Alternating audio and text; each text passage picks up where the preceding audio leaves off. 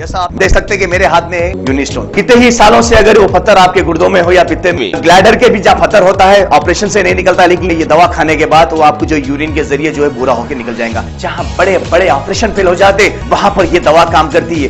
गुर्दे और पित्ते की पथरी ये प्रोडक्ट से गल जाती है, फिर दोबारा पथरी फॉर्म होने नहीं देती और इसमें कोई साइड इफेक्ट भी नहीं है। मेरे को पित्ते में कंकर आ गया था, मैडम दवा दी और मैं अच्छी हो गई। कॉन्टैक्ट 9703939436 R&S यूनानी pharmacy, first floor opposite Canara bank, Bahadurpura, x road, Hyderabad.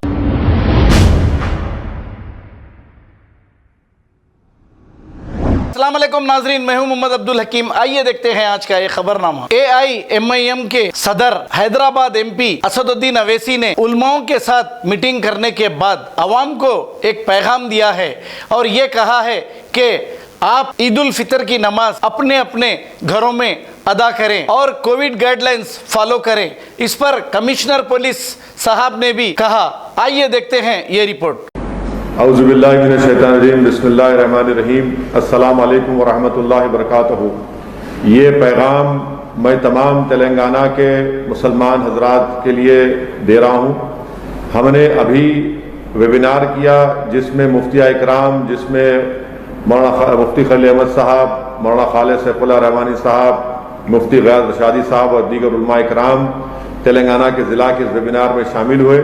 हम तमाम ने मुत्तफ़िक़ा ये फ़ैसला लिया है कि हुकूमत की तरफ से जो लॉकडाउन का जियो जारी किया गया है, जिसमें कहा गया है कि तमाम मस्जिद की और दीगर मजहबी इबादत गाहें बंद रहेंगी और मेरी आपसे गुजारिश है कि ईद की नमाज आप अपने घर में अदा करिए। मस्जिद में सिर्फ 2 या 3 लोग मस्जिद में नमाज अदा करेंगे क्योंकि हम मस्जिद को वीरान नहीं कर सकते। इस वेबिनार में होम मिनिस्टर साहब को भी हमने कह दिया है, उन्होंने भी कहा है, DGP साहब से मैंने बात की है। तो मेरी आप तमाम हजरात से अपील है कि ईद की नमाज हमको अपने घर में पढ़ना है। हमारे मुकामी मस्जिद में 3 से 4 अफराद जो मस्जिद के खिदमत गुजार अदा करेंगे। कोविड का पूरा लिहाज रखिए, मास्क पहनिए, लॉकडाउन के गाइडलाइंस को फॉलो करिए। यकीनन इस लॉकडाउन से गरीबों पर बहुत बड़ा तकलीफ बनेगी। मैं शुरू से लॉकडाउन के खिलाफ रहा हूँ, मगर हाई कोर्ट का फैसला है, ऑर्डर है और हुकूमत ने जियो भी जारी किया है।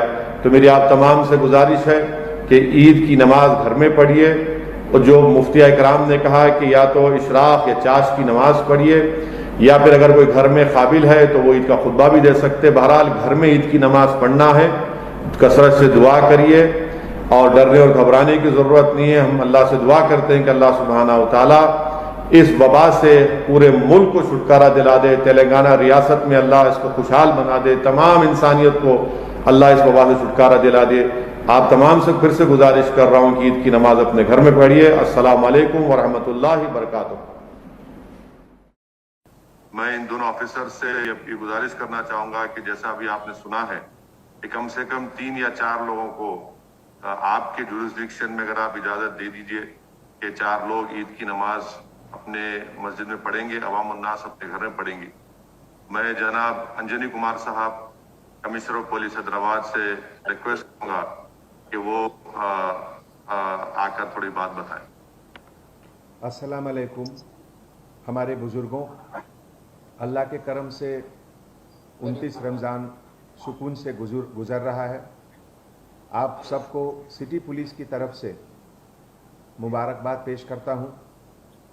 हुकूमत तेलंगाना के ऑर्डर के मुताबिक लॉकडाउन शुरू हो गया आज सुबह 10 बजे से। हाई कोर्ट की सख्त निगाह भी हम लोग के ऊपर है। कल हमारी हाजिरी भी हाई कोर्ट में हुई। हमारी गुजारिश है कि आप घर में ही नमाज अदा करें। आपके परिवार के लिए बेहद ज़रूरी है। ये मस्जिद को वीरान करना ठीक नहीं है, इसलिए हम लोगों ने मशवरा दिया है कि 4 सेलेक्टेड लोगों के साथ नमाज अदा कर लें मस्जिद में। ये जालिम कोरोना वायरस आपके घर में घुसने के लिए बेचैन है। याद रहे कि खुद चलकर ये आपके घर के अंदर नहीं आ सकता है। लेकिन अगर आप रमज़ान खरीदारी के लिए बाहर जा रहे हैं, कुछ सामान खरीद कर ला रहे हैं वापस, तो उसके साथ ये आपके घर में दाखिल हो जाएगा और फिर आपके बुजुर्गों को, आपके बच्चों को परेशान करेगा। इसको रोकिए, अपने घर में ही अंदर रहें, ईद की नमाज घर में ही अदा करें, यही हमारी इल्तिजा है। और बहुत बहुत शुक्रिया कि आपने मुझे इस वेबिनार में शरीक होने का मौका दिया। Thank you.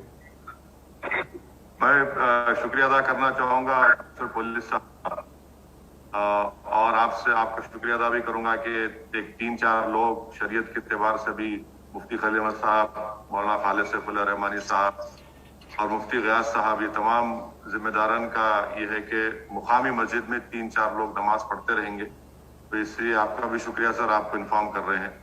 आप आए, बहुत बहुत शुक्रिया। अगर हमारी न्यूज़ आपको पसंद आई है तो सबसे पहले शेयर कीजिए, लाइक कीजिए, फिर ख़ास तौर पे हमारी रिक्वेस्ट ये है कि सब्सक्राइब करना ना भूलें। 7H न्यूज़, आपकी आवाज़।